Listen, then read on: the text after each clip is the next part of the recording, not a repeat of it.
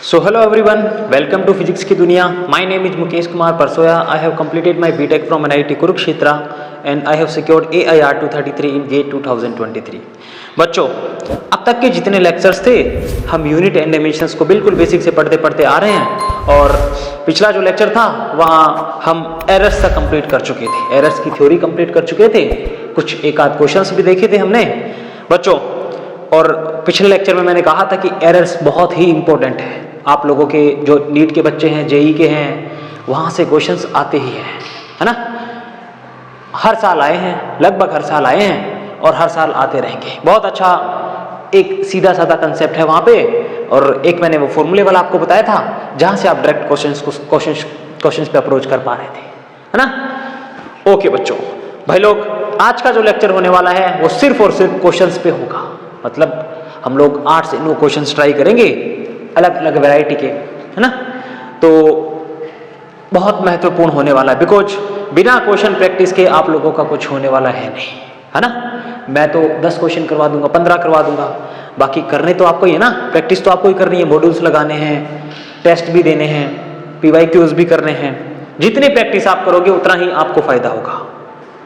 सो भाई लोग, अच्छी वैरायटी के कुछ क्वेश्चंस हम लोग देखेंगे.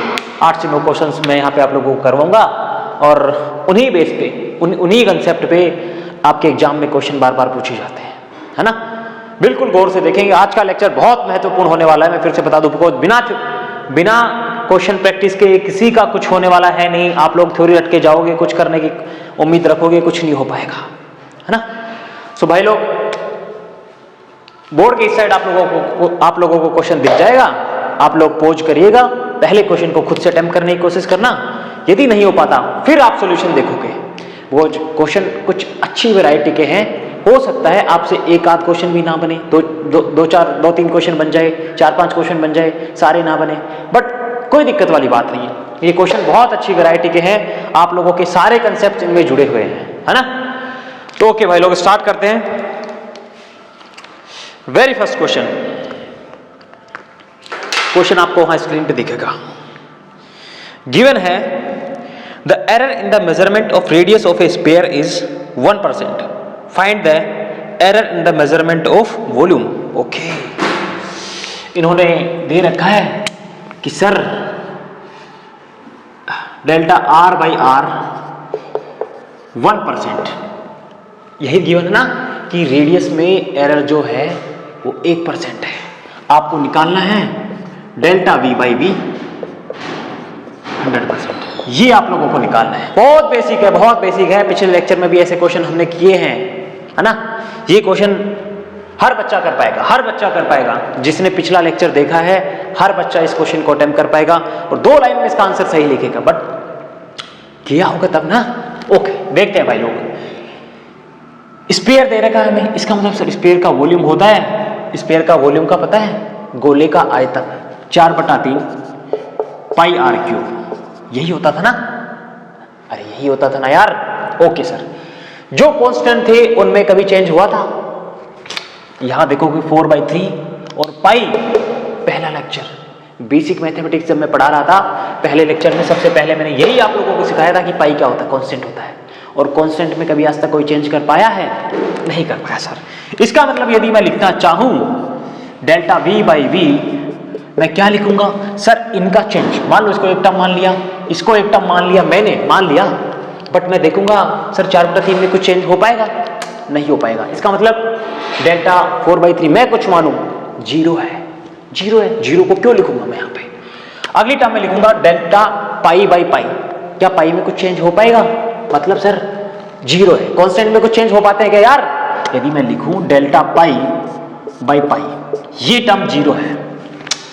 पाई में कोई चेंज कर पाएगा कभी? कुछ नहीं कर पाएगा यार, कांस्टेंट है. अपना जो मेथड था, अपना जो कंसेप्ट था, मैं वहीं पे रुका हूं, कुछ अलग नहीं कर रहा. एक फॉर्मूला मैंने आपको बताया था और उसी से मैं सारे क्वेश्चंस करूंगा यहाँ पे. ओके भाई लोग, अगला मैं लिखूं, जितनी पावर होती थी हम उनको आगे लेके आते थे. Delta R by R. बहुत बढ़िया सर, बहुत बढ़िया. हमें निकालना था delta V by V into 100%. Delta V by V into 100%. क्या हो जाएगा ये? 3 into delta R by R, इसको मैं मल्टीपल कर दूंगा ना 100 से। लो ये मैं निकाल रहा था, ये 0 थे और इनकी वैल्यू हमें गिवन थी 1%। बहुत बढ़िया सर, इनका मतलब इनका आंसर 3%। बिल्कुल करेक्ट, बिल्कुल करेक्ट। ओके बच्चों, बहुत बढ़िया। अगला क्वेश्चन देखते हैं।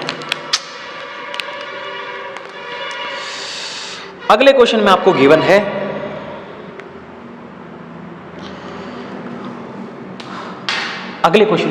है if R1 equals to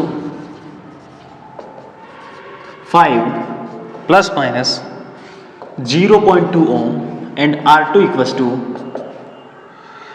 10 plus minus 0.1 ohm. Resistance की यूनिट क्या होती थी? ओम।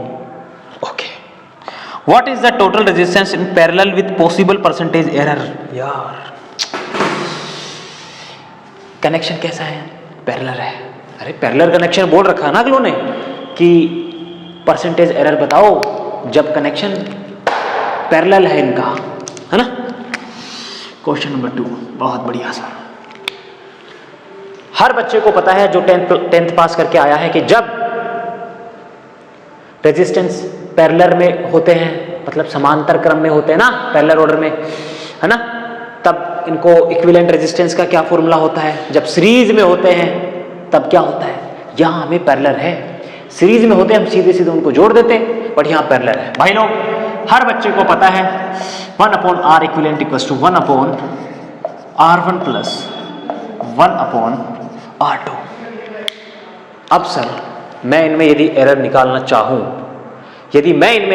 चाहूं, क्या करूंगा? मेरे पास कोई ऐसा फॉर्मूला था कि जब मेरे पास टर्म 1/R के फॉर्म में हो तो मैं वहां से एरर निकाल सकूं? नहीं था ना यार। मैं क्या करूंगा भाई लोग, सबसे पहले R इक्विवेलेंट निकालूंगा। R इक्विवेलेंट कैसे निकालूंगा? इनको यहां ले जाऊंगा या फिर शॉर्ट में देख लो यार, सोल्व करना तो हर बच्चे को आता ना। इनका एलसीएम लूंगा R1 R2, इसका मतलब R2 प्लस R1, यही होगा ना यार। यहां से R इक्विवेलेंट क्या आ जाएगा? इनको यहां भेजूंगा, ये ऊपर आएंगे, ये नीचे आएंगे। R1 R2 divide by R2 plus R1। बहुत बढ़िया सर, बहुत बढ़िया, ब्यूटीफुल। बच्चों हर बच्चा इसको देख पा रहा होगा, ये एक टर्म है, और मैं कहूं ये दोनों एक टर्म है। बोल तो सकता हूं ना, कोई समस्या वाली बात थोड़ी है। ये एक टर्म है, ये गुणा में है और ये भाग में है, कोई दिक्कत वाली बात नहीं है यार। ओके, अब यदि मैं लिखना चाहूं कि डेल्टा R इक्विवेलेंट, बहुत बढ़िया सर, बहुत बढ़िया। क्या हो जाएगा भाई लोग? Delta R1 divide by R1 plus delta R2 divide by R2 plus delta R1 plus R2 divide by R1 plus R2। Sir एक second, delta R1 plus R2 इसका मतलब क्या है? इनका मतलब यही है कि ये देखो, ये एरर थी।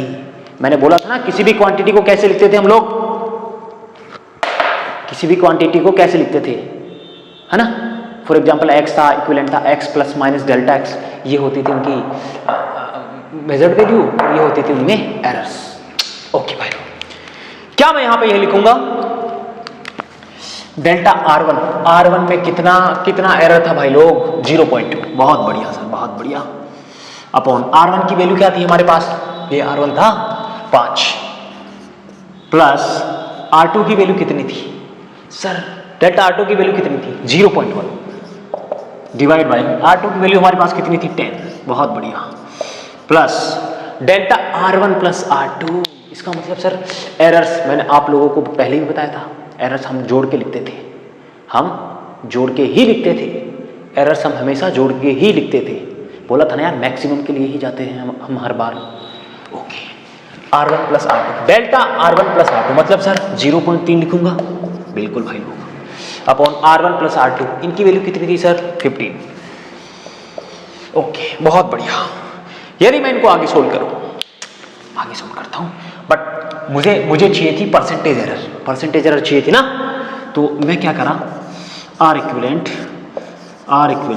इंटू 100 और इन सबको 100 से गुणा कर दूंगा, सबको 100 से गुणा कर दूंगा। बहुत बढ़िया। एक एक स्टेप और ना बढ़ाने के लिए मैं यहाँ पे सीधा कर रहा हूँ। बाकी आप लोग तो कंपटीशंस की तैयारी कर रहे हो, आप लोगों को एक लाइन में आंसर लिखना आना चाहिए। जितने कम स्टेप्स आप लिखोगे उतना आपके लिए फायदेमंद रहेगा, आप उतना ही टाइम बचा पाओगे। और ऐसा कब होगा? जब आप भरपूर क्वेश्चंस की प्रैक्टिस करोगे, सिर्फ तब। ऐसे हवा में चीज़ें नहीं आती, करनी पड़ती है। ओके बच्चों, यहाँ पे इनकी वैल्यू कितनी आ जाएगी? यदि मैं लिखूँ इसका मतलब सर 4 प्लस यहाँ से इनका ये हो गया 1 प्लस इनका कितना हो गया भाई लोग? ये चले गए यहाँ, ये चले गए यहाँ और ये यहाँ छू। इसका मतलब सर 4 2 6 और 1 7%। बिल्कुल भाई लोग, यही आपका आंसर है, 7% है।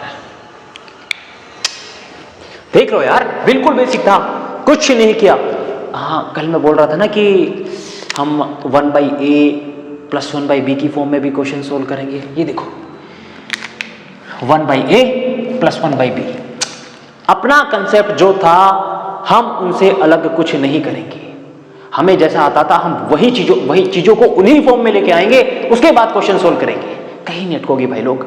जब बच्चों के बेसिक्स क्लियर होते हैं, चीजों को बेसिक से लेके चलते हैं ना, किसी बच्चे को कुछ भी गलती होती नहीं है। बट कई होते हैं सीधे हवा में, सर हमें तो फॉर्मूला सीधा आता था, इनको ही भाई लोग लिख देंगे और ये वाली टर्म उनकी रह जाएगी, वहीं पे लटक जाएंगे, लेट जाएंगे। ये ऑप्शन आपको सबसे पहले निकलेगा, वहाँ पे 5% आपको सबसे पहले मिलेगा ऑप्शन में, उस पर टिक मार के आएंगे, -1 लेके आएंगे। बिल्कुल बेसिक से चीज़ों को करेंगे, ध्यान से छाप लो इनको। अगला क्वेश्चन देखते हैं। ओके,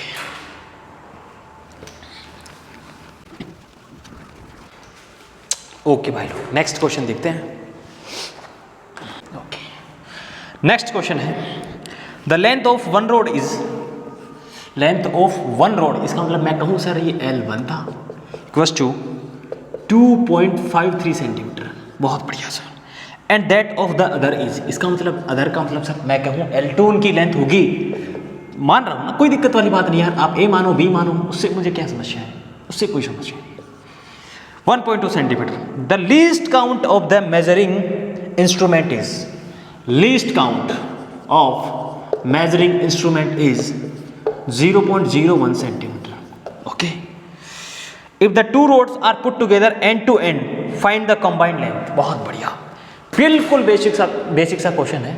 यदि आप लोग अपनी बुद्धि चलाओगे, लिस्ट काउंट का मतलब जहां कहीं भी आपको लिस्ट काउंट लिखे, लिस्ट काउंट दिखे, उनकी जगह आपको हर बार जहां कहीं दिखे उनकी जगह आपको आंख बीच के डेल्टा लिखना है, और इनके आगे list count of measuring instrument, वो इंस्ट्रूमेंट क्या माप रहा था? लेंथ। उसके आगे जो चीज मापी जा रही थी वो लिख दो। बहुत बढ़िया सर, ये आप लोगों को क्वेश्चन करना है तब की बता रहा हूं। होता क्या है लिस्ट काउंट? लिस्ट काउंट का मतलब है कि वो इंस्ट्रूमेंट अगली रीडिंग 0.01 सेंटीमीटर बढ़ा के देगा। लिस्ट काउंट का मतलब है कि सब कम से कम वो इतना मापेगा, उसके बीच में मान लो 0.09 भी आ रहा ना, नहीं नापेगा, कुछ नहीं दिखाएगा, वो 0 ही दिखाएगा। 0.009 दिखा आ रहा ना, तो कुछ नहीं दिखाएगा। वो जब 0.01 होगा तब वो रीडिंग शो करेगा। अगली रीडिंग 0.01 जब प्लस हो पाएगी तब ही वो शो करेगा, बढ़ा करके। उनके बीच के अंतराल में वही चीज शो करेगा, है ना। लिस्ट काउंट का मतलब यही होगा। लिस्ट का मतलब क्या होता है यार? कम से कम।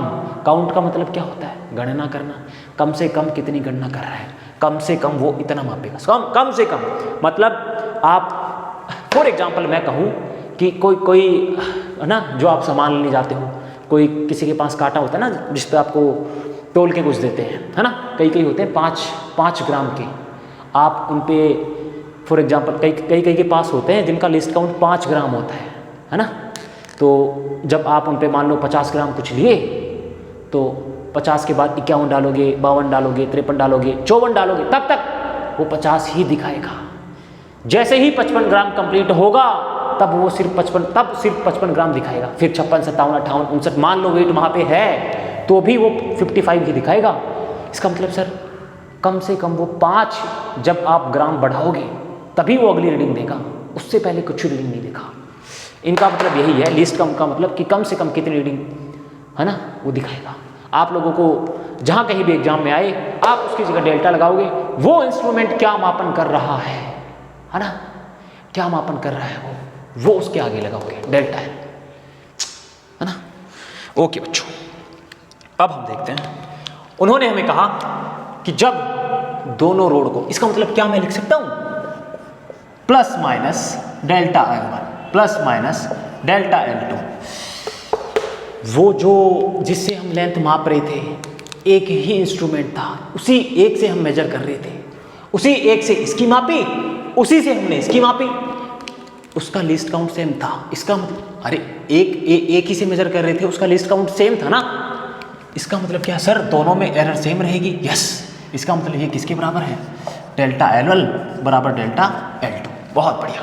अब यदि मैं कंबाइंड लेंथ लिखना चाहूँ, L equivalent L1 plus L2, ये तो होगी उनकी बेसिक। ओके सर, बहुत बढ़िया बहुत बढ़िया। L1 प्लस L2, L1 की वैल्यू हमारे पास कितनी थी, 2.53 प्लस माइनस 0.01, बहुत बढ़िया। ये हो गया L1।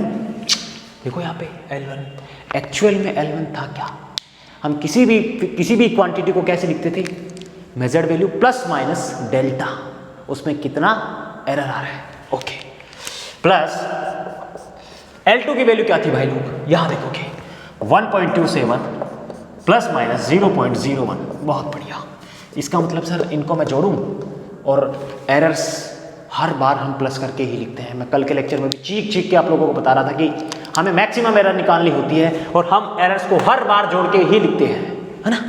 ओके, इसका मतलब क्या लिखोगे, 3 7 कितना हो गया, 0 5 2 कितना हो गया, 7 8 2 और 3 3.80 प्लस माइनस 0.02, ये इनका फाइनल आंसर है, सेंटीमीटर। बहुत बढ़िया, बिल्कुल बेसिक क्वेश्चन था। यदि आप लोगों को, है ना, कुछ बच्चे ना न्यूमेरिकल से डरते हैं, उन लोगों को मैं एक बात बता दूं, जो बच्चे पहले से डरते आए हैं ना क्वेश्चन से, न्यूमेरिकल से, उनको जब पहली बार आप क्वेश्चन फेस करोगे, न्यूमेरिकल फेस करोगे, उस टाइम भी आपको डर लगेगा, बट आप एक बार फेस करो, कुछ नहीं आ रहा, आप उसमें ज़बरदस्ती अपना टाइम वेस्ट करो, देखो उसको, करो, जैसे मर्जी आपसे हो रहा है, भले आपसे एक स्टेप भी लिखी जा रही है, करो आप। जब तक आप चीज़ों में इन्वॉल्व नहीं होगे, कुछ नहीं हो पाएगा यार, है ना। जैसे जैसे आप एक आध बार औंधे गिरोगे ना क्वेश्चन में, 2-4 बार गिरोगे, 5-10 बार गिरोगे, आपकी धीरे धीरे हैबिट बन जाएगी, और जिस दिन आपकी हैबिट बन गई ना, न्यूमेरिकल से आपको सच्ची मोहब्बत हो जाएगी, है ना। सच्ची मोहब्बत समझते हो ना, वो वाली नहीं, यहाँ वाली करोगे तब सिलेक्शन होगा। ओके भाई लोग, अगला क्वेश्चन देखते हैं। अगला क्वेश्चन क्या है, in a simple pendulum experiment for determination of acceleration due to gravity g, okay, time taken for 20 oscillation, time taken for 20 oscillations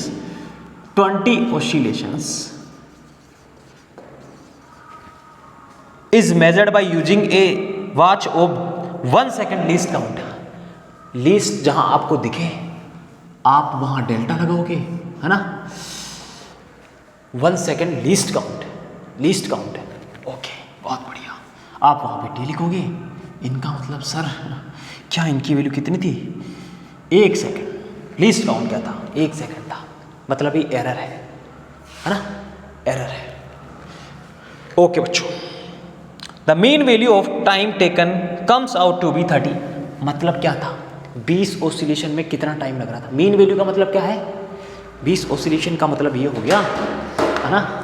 एक ऑसिलेशन कैसे होता है, यहाँ से जब वो यहाँ जाता है और फिर वापस यहाँ आता है, एक ऑसिलेशन तब पूरा होता है। इसका मतलब सर 1 2 3 इस तरीके से 20 उन्होंने लिए और उनको टाइम लगा 30 सेकंड का। मीन का मतलब क्या होता है ना। ट्रू वैल्यू कल पढ़े थे ना, एक्चुअल में कितनी वैल्यू, ट्रू वैल्यू, और यहाँ पे एरर भी दे रखी है। ओके भाई लोग, 20 ऑसिलेशन में उनको टाइम लग रहा था 30 seconds. Beautiful. The length of the pendulum is measured by using a metre scale of least count. Least जहां पे लिख रखा हो आपको लगाना था डेल्टा, और यहां पे देखो measured by using a metre scale of least count. Metre scale क्या माप रहा था, उसकी लेंथ माप रहा था। अरे लेंथ ही तो मेजर हो रही है यार, 1 mm। बहुत बढ़िया sir. And the value obtained is 55 centimetre. L जो था 55 centimetre. Beautiful. The percentage error in the determining of G is close to. Beautiful question. ऐसे क्वेश्चंस भर भर के आते हैं आप लोगों के। भर भर के आने का मतलब है इसी कंसेप्ट पे 5-6 बार तो आ चुके हैं। मेंस में भी आ चुके, एडवांस में भी आ चुके और नीट में भी काफ़ी बार आ चुके। एक ही फॉर्मूला इन पे लगता था और बार बार बस उस पर ही क्वेश्चन वो डाले जाते हैं, बिकॉज ये आपसे रिलेटेड है ना ऑसिलेशंस एंड वेव्स में। वहाँ का कंसेप्ट भी यहाँ जो था फॉर्मूला यूज हो रहा है, बस उसी को यहाँ पे लगा दिया। दोनों एक तरीके से कंबाइन हो गए और दोनों चैप्टर का इनरोलमेंट हो गया यहाँ पे। इस तरीके से क्वेश्चंस बनाए जाते हैं। ओके बच्चों, यहाँ मैं यूनिट कन्वर्जन कर लूँ तो 1 mm को मैं क्या लिख पाऊँगा? 1 mm को मैं लिख पाऊँगा 0.1 सेंटीमीटर। या तो आप mm रखो या सेंटीमीटर रखो, बिकॉज हम डेल्टा L बाई L निकाल रहे होते हैं तो ऊपर वाली यूनिट बटे नीचे वाली यूनिट सेम होनी चाहिए, है ना? ओके भाई, सभी बच्चों को पता है टाइम पीरियड ऑफ ऑसिलेशन का फॉर्मूला पहले लेक्चर में बताया था मैं यूनिट्स के में L बाई जी, है ना? हम लोग चेक भी करके आए थे वहाँ पे कि सर ये फॉर्मूला सही है या गलत है ना? बताया था ना मैंने, जब मेरे पास यहाँ इनकी यूनिट आई थी 1/सेकंड, फिर मैंने कहा था यदि मैं इसको उल्टा कर दूँ तो मेरे पास यूनिट दोनों साइड की सेम हो जाएगी।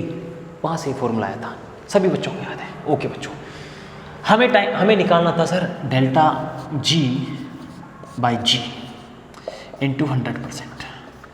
परसेंटेज एरर निकालनी थी ना यार। यस, ओके भाई लोग, ये हमें निकालनी थी। बहुत बढ़िया।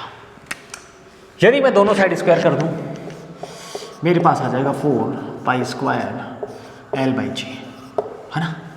यही आया ना, मुझे चाहिए था G का।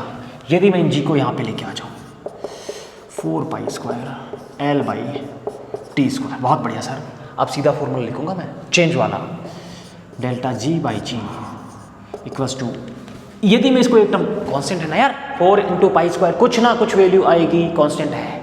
इसका मतलब इनमें परिवर्तन कुछ हो पाएगा? इनमें कुछ चेंज हो पाएगा? नहीं हो पाएगा। कांस्टेंट में कुछ चेंज नहीं होता। इससे पिछले क्वेश्चन में भी ये चीज़ आ चुकी, कांस्टेंट में कुछ चेंज होगा नहीं और डेल्टा 4π² वैल्यू 0 होगी। इसको मैं सीधा रख रहा हूँ, सीधा 0 रख रहा हूँ।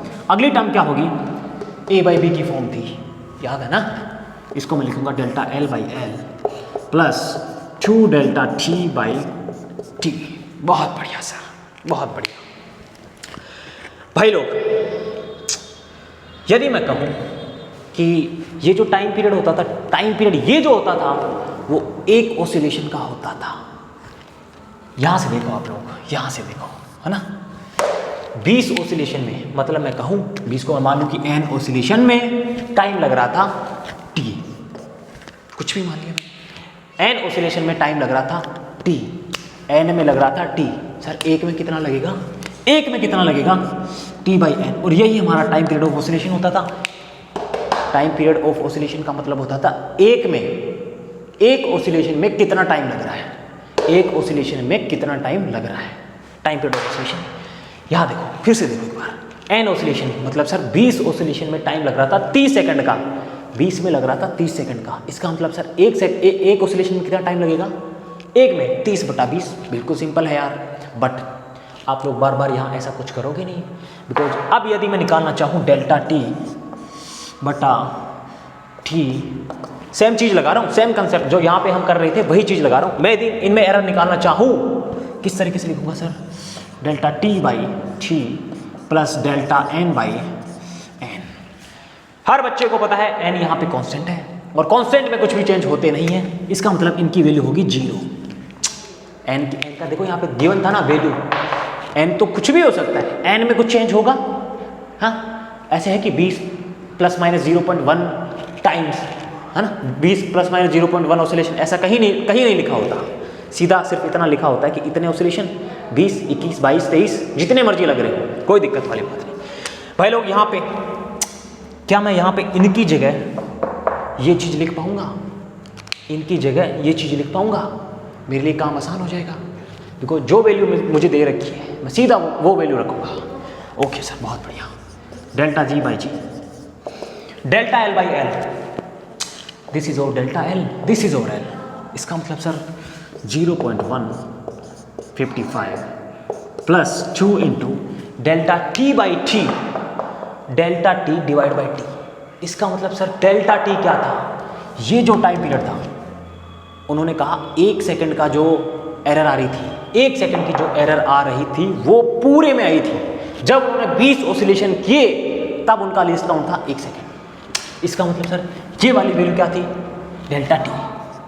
ये वाली वैल्यू थी डेल्टा टी, है ना। वहाँ पे मैंने नोटेशन में जल्दी जल्दी लिख दिया। आप लोगों को पहले पता नहीं था ना टी क्या था, बड़ा टी क्या था, कैपिटल और स्मॉल टी क्या थी, है ना।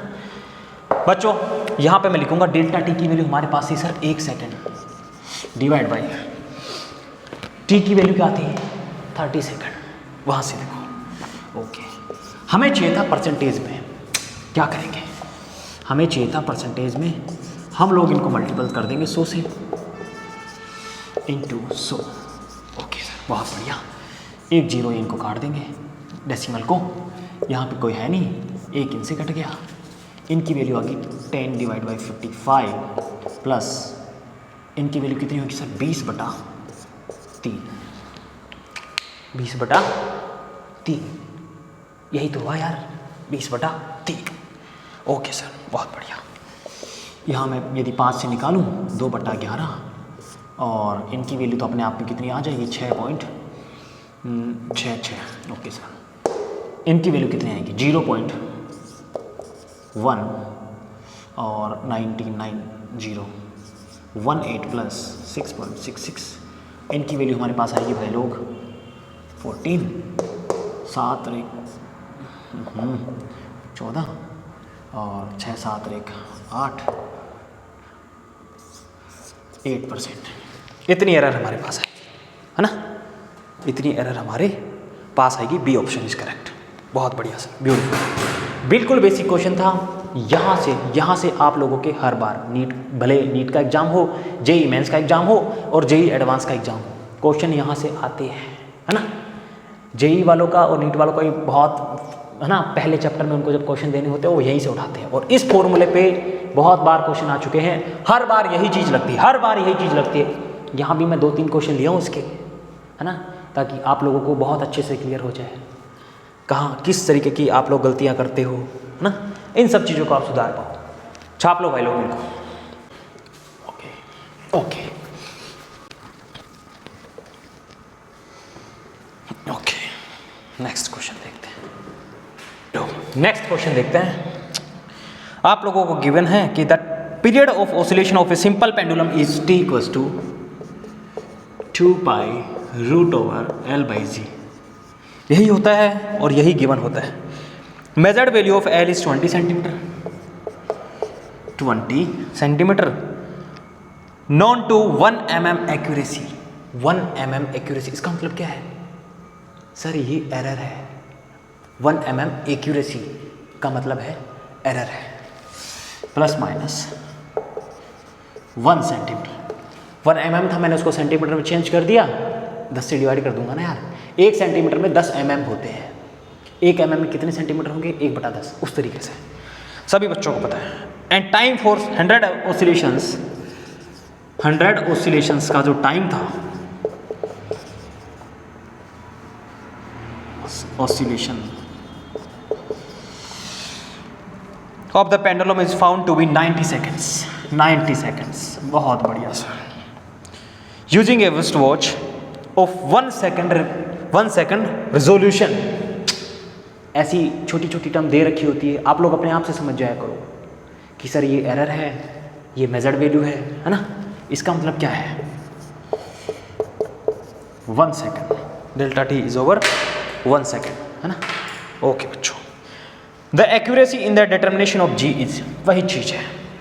आप आंसर देखोगे परसेंटेज में दे रखे हैं। एक्यूरेसी का मतलब क्या होगा सर? हमें क्या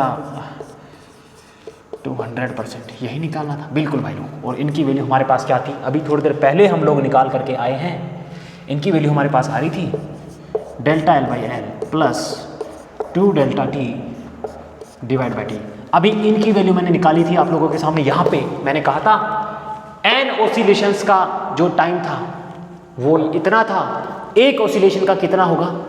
90 डिवाइड बाई 100। अरे एक का, और हमारा जो फॉर्मूला होता था टी, वो एक ऑसिलेशन का टाइम पीरियड होता था, एक ऑसिलेशन का, है ना, एक ऑसिलेशन का होता था। इसीलिए मैं यहाँ पे एक ऑसिलेशन का टाइम पीरियड निकाल रहा हूँ, बिकॉज ये फॉर्मूला जो है वो एक ऑसिलेशन का ही होता था, है ना।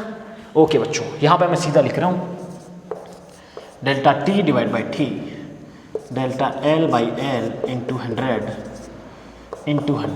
बहुत बढ़िया सर, बहुत बढ़िया। इनकी वैल्यू हमारे पास थी 0.1, 20 into 100 plus 2 into delta T की वैल्यू हमारे पास 1 सेकेंड आई थी, और इनकी वैल्यू हमारे पास कितनी आई थी, टी की वैल्यू 90 सेकेंड। बहुत बढ़िया सर, 100, ब्यूटीफुल। इसको जब हम लोग सोल्व करेंगे, ये तो इनको ले डूबे, और यहाँ पे आया 0.5 प्लस ये यहाँ चले गए, और इनका मतलब हो गया 20/9, 20/9 को सोल्व करेंगे 2, है ना, 2 जो कुछ भी आया। इसको जब हम लोग सोल्व करेंगे, इनकी वैल्यू हमारे पास आएगी 2.7%। बहुत बढ़िया, ब्यूटीफुल। कौन सा ऑप्शन मैच हो रहा है? इसका मतलब भाई लोग 2.7% है, इसका मतलब हम लोग लिखेंगे इसको 3%, क्लोज टू आंसर, है ना, क्लोज टू आंसर 2.7 हो जाएगा। इसका मतलब सर ये अप्रॉक्सीमेटली 3% है। बहुत बढ़िया, ब्यूटीफुल। ओके भाई लोग, अगले क्वेश्चन में हम लोग मूव करते हैं, है ना। जब आप लोग इसको अच्छे से सोल्व करोगे 2.89 के आसपास इनकी वैल्यू आएगी, और आप लोगों को, है ना, पता है पिछली बार मैंने सिखाया था राउंड ऑफ करना, है ना, उससे राउंड ऑफ कर देंगे हम लोग। ओके बच्चों, नेक्स्ट क्वेश्चन देखते हैं। Next question,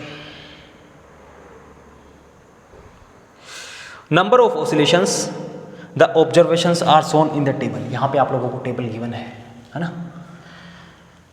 least count for length 0.1 centimetre, least count for length, इसका मतलब सर डेल्टा एल मैं सीधा लिख दूंगा। लीस्ट काउंट का मतलब, तो लीस्ट का मतलब डेल्टा लगाते थे, और काउंट फॉर लेंथ मतलब वहाँ delta L. Okay, least count for time, okay sir, least का मतलब डेल्टा, और यहाँ पे लगा दिया टाइम के लिए 0.1 सेकेंड। ये आप लोगों को गिवन है, और यहाँ पे आपकी जो टेबल है ना, स्टूडेंट है यहाँ पे 3 है, 1 है, सेकंड है, और थर्ड है, फर्स्ट है, सेकंड है, थर्ड है। Length of the pendulum is given, number of oscillations is given, and total time for N oscillation, total time for N oscillation is given. Total time for N oscillation, मैं बता रहा था कि इतने में इतना लगता था, वो एन ऑसिलेशंस का ही होता था। ओके सर, बहुत बढ़िया। बच्चों, टाइम पीरियड आपको गिवन है, टाइम पीरियड गिवन है आपको, इसका मतलब सर ये टी गिवन है, टाइम पीरियड, है ना, टाइम पीरियड, इसका मतलब सर ये टी गिवन है। अरे यार, यहाँ पे आपको गिवन है 128 डिवाइड बाई 8 करोगे 16 आएगा, 64 डिवाइड बाई 4 करोगे 16 आएगा। मैंने बताया था ना एक का कैसे निकालते थे, बड़ा वाला टी आपको गिवन है। ओके सर, बहुत बढ़िया। इन्होंने पूछा है the percentage error in G for student 1 first, second and third is respectively. यहाँ पे आप लोगों को टेबल गिवन है, मैं यहाँ पे सीधा लिख रहा हूँ। फॉर एग्जाम्पल मैं लिखूँ यहाँ पे पहले वाले के लिए delta G by G into 100। चीज़ें यहाँ पे सेम है। देखो, आप इसी फॉर्मूले पे कितने सारे क्वेश्चंस देख रहे हो, इसी फॉर्मूले पे कितने सारे क्वेश्चंस देख रहे हो, और यही अक्सर आते रहते हैं यार, इसीलिए तो बार बार मैं इनके ही क्वेश्चन ले रहा हूँ। 100 plus 2 times delta T divide by T into 100। Okay sir, बहुत बढ़िया। यहाँ पे पहले वाले में डेल्टा एल कितना था भाई लोग? डेल्टा एल सब में सेम था, डेल्टा एल सब में सेम था। यहाँ पे देखो, सब में सेम था, बहुत बढ़िया। इसका मतलब sir 0.1 divide by length of the pendulum already given है आपको 64 into 100 plus 2 into delta T. Delta T की वैल्यू आप लोगों के पास है 0.1 divide by T is what, time period of oscillation 128 into 100। बहुत बढ़िया सर, बहुत बढ़िया। यहाँ मैं सेकंड वाले के लिए लिखूंगा, सेकंड वाले के लिए सीधी वैल्यू रखूंगा यहाँ पे। अब डेल्टा एल कितना था सेकंड वाले के लिए? डेल्टा एल तो सेम था ना तीनों में, 0.1 इंटू डिवाइड बाई 32, सॉरी 64 ही है यहाँ पे भी, सेकंड वाले में भी 64 है, plus 2 into 0.1 divide by 64 into 100, and third वाले के लिए कितना हो जाएगा 0.1 डिवाइड बाई लेंथ हमारे पास थी 20। बहुत बढ़िया, बहुत बढ़िया। यहाँ पे भी एग्जामिनर आप लोगों की कैलकुलेशन चेक करना नहीं चाह रहे, वो चाह रहे हैं कि आप लोग कंसेप्ट से रूबरू हो या नहीं। देखो यहाँ पे उन्होंने किसी में नहीं पूछा कि किसकी कितनी आएगी, उन्होंने पूछा सिर्फ किसकी ज़्यादा आएगी किसकी कम आएगी। देखते हैं 2 into 0.1 divide by time period था इनका 36 सेकेंड्स इंटू 100। ओके भाई लोग, बहुत बढ़िया। बच्चों आप इन दोनों को देख पा रहे हो, यहाँ पे ये टर्म इनकी सेम है, यहाँ पे हो जाएगा 0.2 डिवाइड बाई 128 और 0.2 डिवाइड बाई 64। इसका मतलब बटे में संख्या कम है, इसकी वैल्यू ज़्यादा होगी, इसकी वैल्यू इनसे ज़्यादा होगी। अरे यार, एक तो आप 1 में 100 में 128 का भाग दो, या फिर आप 100 में सिर्फ 64 का भाग दो, ज़्यादा किसकी आएगी? जहाँ पे 64 का भाग जा रहा है। अब जैसे एग्जामिनर ने क्वेश्चन डाला ना, उसके हिसाब से हम क्वेश्चन को डील करेंगे। ऐसा नहीं है कि सर हम कैलकुलेशन में बहुत धुरंधर हैं, हम निकाल के बैठेंगे, नहीं निकालना, बहुत टाइम खराब कर दोगे। ऐसे ही क्वेश्चन उन धुरंधरों को लपेटने के लिए दिए जाते हैं जो अपने आप को धुरंधर समझते हैं ना, कैलकुलेशन में लग जाते हैं, यहाँ पे अपने 5-6 मिनट खराब कर लेते हैं। जो बच्चा अपने बुद्धि से काम लेता है वो सीधा सीधा से करेगा कि अच्छा जो पूछा है वही तो करना है। इसका मतलब मैं क्या लिख सकता हूँ, जो सेकंड वाला है, ये जो है उनकी वैल्यू फर्स्ट वाले से तो ज़्यादा है। बहुत बढ़िया सर, बहुत बढ़िया। ओके, आगे बढ़ते हैं। यहाँ देखो 0.1 डिवाइड बाई 36। अरे सर यहाँ 64 से भी कम होगी, इसका मतलब ये तो और भी ज़्यादा है, ये तो और भी ज़्यादा है ही है। यहाँ पे आप देखो 0.1 डिवाइड बाई 20 ही लिखा है, यहाँ 64 था, यहाँ पे 64 था, यहाँ 20 था। आप किसी संख्या में भाग दोगे जितनी कम संख्या का, उतनी ही ज़्यादा वैल्यू आपके पास आएगी। यहाँ 64 का भाग देते हैं, यहाँ 20 का, इसका मतलब सर इसकी वैल्यू क्या, इसकी वैल्यू इनसे ज़्यादा है और इसकी वैल्यू भी इनसे ज़्यादा है, मतलब ओवरऑल इनकी वैल्यू ज़्यादा है। क्या मैं यहाँ पे ये लिख सकता हूँ कि जो थर्ड वाले की वैल्यू है वो सब में ज़्यादा है? अब क्वेश्चन में क्या पूछा वो आप देखिए। पहला ऑप्शन फर्स्ट वाले के लिए गिवन है 0। नहीं सर, ऐसा नहीं है। फर्स्ट वाले के लिए मिनिमम, यस, फर्स्ट वाले के लिए minimum. E1 equals to E2, नहीं, ऐसा नहीं है। एंड E2 इज मैक्सिमम, नहीं सर, E3 इज मैक्सिमम। इसका मतलब sir option 2 is correct, E1 is minimum. ऐसे क्वेश्चंस को इस तरीके से डील करते हैं। ऐसे नहीं है धुरंधरबाजी में आप लोग लिपट जाओगे यार। जो IIT वाले प्रोफेसर्स क्वेश्चन बनाते हैं, बहुत उम्र खाई है उन्होंने, इस टाइप से आपको लपेटते हैं कि दर्द भी नहीं होता किसी को, लिपट भी जाते हैं, है ना।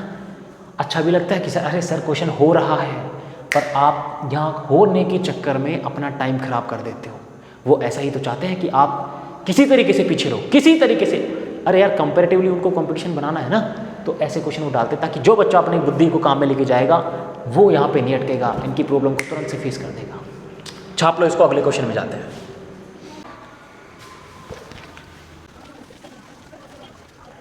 ओके भाई लोग, नेक्स्ट। ओके भाई लोग, अगला क्वेश्चन देखते हैं, है ना। बहुत अच्छा क्वेश्चन है, IIT JEE एडवांस का क्वेश्चन है। बेसिक से चलोगे कोई दिक्कत वाली बात नहीं है, भले एडवांस का हो, मेंस का हो, नीट का हो, है ना। यदि आपका कंसेप्ट अच्छा है तो आप कहीं नहीं अटकोगे। नेक्स्ट क्वेश्चन में गिवन है a student uses a simple pendulum of exactly 1 metre length. Exactly 1 metre length, इसका मतलब सर एग्जैक्टली का मतलब एरर कुछ नहीं है ना। यहाँ पे गिवन है आपको 1 मीटर। एग्जैक्टली का एग्जैक्ट तो एग्जैक्ट होता है यार, एग्जैक्टली का मतलब क्या है, वहाँ पे कुछ एरर नहीं है, मतलब सर डेल्टा L 0 है। एग्जैक्ट का मतलब यही तो होता है ना कि बिल्कुल निश्चित है L की वैल्यू यही है। एग्जैक्टली का मतलब यही होता है, आपको जहाँ मर्जी, जहाँ कहीं एग्जैक्टली दिखे, आप धनाक से डेल्टा उसमें डेल्टा 0 रख दोगे। ओके, नेक्स्ट बढ़ते हैं। To determine G the acceleration due to gravity, he uses a stop watch with the least count of 1 second. Least count of 1 second, मुझे नहीं पता मुझे नहीं पता यहाँ छोटा टी आएगा या बड़ा टी आएगा, आगे निर्भर करेगा। 1 second for this and records 40 seconds for 20 oscillations. 20 oscillations में उनको लगते हैं 40 सेकेंड्स। बहुत बढ़िया, ब्यूटीफुली कह रहे हैं वो बिल्कुल कि उनको 20 ऑसिलेशन में 40 सेकंड लगते हैं। बहुत बढ़िया। For this observation which of the following statement is are true, कौन कौन से सही है, मतलब MSQ क्वेश्चन है। पहला, error delta T in measuring T the time period is 0.05 second. बहुत बढ़िया। पहला ऑप्शन चेक करते हैं कि डेल्टा टी में, डेल्टा टी उन्होंने पूछा है कितना आएगा, 0.05 सेकेंड। ये गिवन है पहला ऑप्शन, पहला ऑप्शन गिवन है। हमें नहीं पता कि सर सही है कि गलत है भाई लोग, है ना। यहाँ देखेंगे कि सर 20 ऑसिलेशन को करने में लग रहे थे 40 सेकंड। 20 ऑसिलेशन को करने में लग रहे थे 40 सेकंड। 40 सेकंड एक में कितना लग जाएगा भाई लोग, 40/20 सर। बहुत बढ़िया, मतलब 2 सेकंड। बहुत बढ़िया, बहुत बढ़िया, 2 सेकंड लग जाएंगे, है ना, 2 सेकंड लग जाएंगे। एक वाला जो होता था वो क्या होता था, टी, बड़ा वाला टी, यही तो फॉर्मूला होता था, T = 2π√L/g। एक ऑसिलेशन को कंप्लीट करने में जो टाइम लग रहा था वही कैपिटल T होता था। इसका मतलब क्या, यह 2 सेकंड। अरे यार कोई मार्कर नहीं छोड़ा। इसका मतलब ये है कि T = 2 सेकंड। बिल्कुल भाई लोग यही है, इनका मतलब यही है। एक ऑसिलेशन में जो टाइम लग रहा था वो 2 सेकंड का था। अब इन्होंने पूछा है डेल्टा टी। डेल्टा टी हम कैसे निकालते आए थे, हमने ये कैसे निकाला, T = T/n, T = T/n। इसका मतलब सर मैं लिखूं ये भी मैं कॉमन सेंस से करूंगा ना तो भी सही हो जाएगा। देखो यहां पे इन्होंने लिखा था कि 20 ऑब्जर्वेशन में 1 सेकंड का, 20 ऑब्जर्वेशन में इनके पास 20 ऑब्जर्वेशन में जो एरर आई थी वो 1 सेकंड की आई थी, 1 सेकंड की आई थी। हमें चाहिए डेल्टा टी। ये क्या होता था, बड़ा वाला टी होता क्या था, टाइम पीरियड ऑफ ऑसिलेशन। एक ऑसिलेशन के लिए कितना टाइम लगता था, ये बड़ा वाला टी होता था। डेल्टा टी क्या हो गया, उसी ऑसिलेशन में कितनी एरर आएगी, उसी ऑसिलेशन में कितनी एरर आएगी। बच्चों यदि 20 ऑब्जर्वेशन में 20 में 1 सेकंड आ रही है, एक ऑब्जर्वेशन का मतलब है एक ऑसिलेशन का टाइम, एक ऑसिलेशन का टाइम, उसमें कितना टाइम, कितनी एरर आएगी, 1/20 और इनकी वैल्यू आती है 0.05। क्या पहला ऑप्शन सही है? Yes sir, 0.05 second. बहुत बढ़िया, बहुत बढ़िया सर, बहुत बढ़िया। पहला ऑप्शन करेक्ट है भाई लोग, बहुत बढ़िया। Error delta T in measuring T the time period is 1 second. ये दोनों तो, इन दोनों में से तो एक ही सही होना था ना, हमारे पास आ चुका, एक का आंसर आ चुका। अगला चेक करते हैं, अगला चेक करते हैं भाई लोग। Percentage error in determining of g. अरे ये तो सर हम बहुत पहले से करते आए हैं। डेल्टा G/G हमारे पास होता था delta L/L + 2 delta T/T। Okay, यहाँ गिवन है, देखो डेल्टा L क्या था हमारे पास, 0 था सर, 0 था। यहाँ ये T था। डेल्टा T का मतलब समझ रहे हो, पूरे ऑब्जर्वेशन में 20 के 20 ऑब्जर्वेशन में जितना एरर आ रहा था वो था, है ना। ओके, यदि मैं इसको कैपिटल लिखता, यदि मैं इसको capital T, delta capital T लिखता तो यहाँ पे वैल्यू में यहाँ पे ये लिखता 0.05। एक में बिल्कुल बेसिक से कॉमन सेंस लगाओगे वहाँ से ये क्वेश्चन होएगा, है ना। आपको कुछ इधर उधर का तिकड़मबाजी लगाने की जरूरत है ही नहीं। ओके भाई लोग, इनका मतलब सर ये 0 थे, बिल्कुल भाई लोग 0 थे। 2 × डेल्टा T/T × 100%, यही था। ओके, 2 × डेल्टा T की वैल्यू हमारे पास कितनी आई थी, डेल्टा T की वैल्यू देखो 0.05, 0.05। ओके सर, बड़े T की वैल्यू कितनी थी, बड़े T की वैल्यू कितनी थी, ये देखो 2 सेकंड।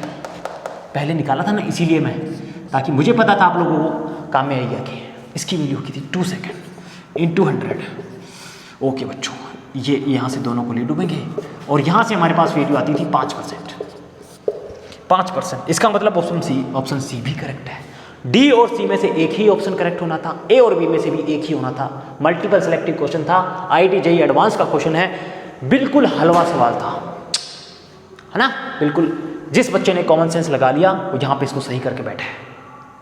उनको कोई तिकड़मबाजी बिठाने की जरूरत पड़ी नहीं, कोई तिकड़मबाजी बिठाने की जरूरत पड़ी नहीं, है ना। कोई तिकड़मबाजी बिठाने की जरूरत उनको पड़ी नहीं। यदि यहाँ पे वो कुछ अलग मेथड लगाते फिर करते कि सर डेल्टा टी मुझे निकालना है, डेल्टा टी बाई टी करता, फिर डेल्टा टी बाई टी करता, है ना, फिर बड़े टी की वैल्यू उधर रखता, इतनी तिकड़मबाजी लगाने की जरूरत है कहाँ आप लोगों को?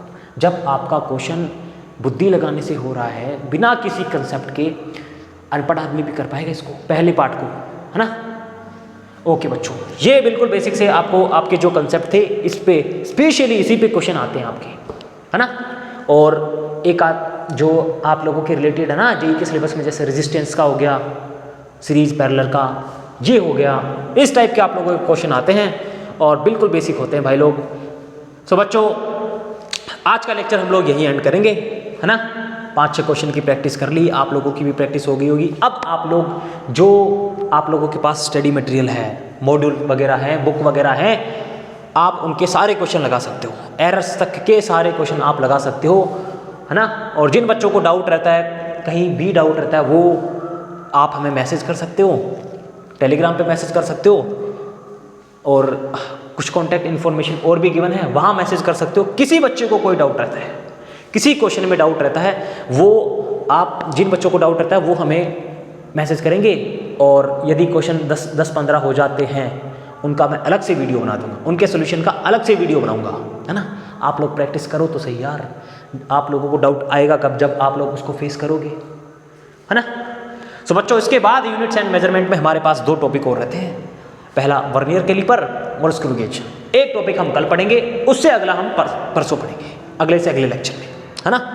यहाँ से क्वेश्चंस आते हैं आईआईटी एडवांस के पेपर में, आईआईटी एडवांस का जो पेपर होता है जेईई एडवांस का, वहाँ पे क्वेश्चन आते हैं वर्नियर कैलिपर और स्क्रू गेज में से। बहुत इंपॉर्टेंट टॉपिक है उनके लिए, नीट वाले बच्चों के लिए बेसिक से क्वेश्चन आते हैं, वो आप लोग थ्योरी पढ़ के भी निकाल लोगे, कोई दिक्कत वाली बात है नहीं। बस आप लोगों की बुद्धि चालू रहनी चाहिए जब तक आप लेक्चर देख रहे हो। सो ठीक है भाई लोग, आज का लेक्चर यहीं एंड करेंगे। This is Mukesh Kumar Parsoya signing off for today. जय हिंद।